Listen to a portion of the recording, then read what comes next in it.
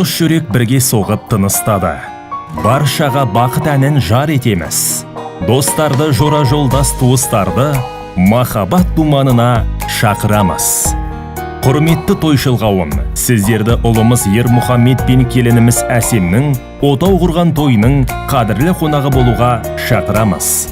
Той үстіміздегі жылдың тамыз айының 21 жұлдызында Балқаш қаласында Шұбырт балалар шаңырағында күндізгі сағат 12:00-де өтеді. Той иелері Амангелді, Гүлжанат. Ұлы тойдың келтіргендей орайын, қуанышқа толып жатыр маңайым.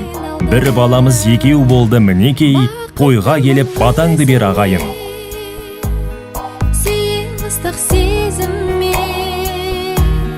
жүрегімнің иесі,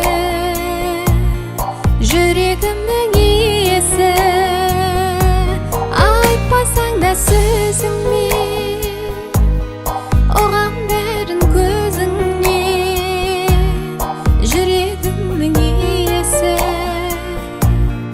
жүрегімнің иесі.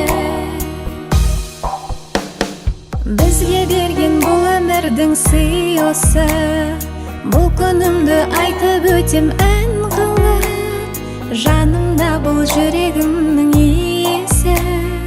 Бақытты бол мені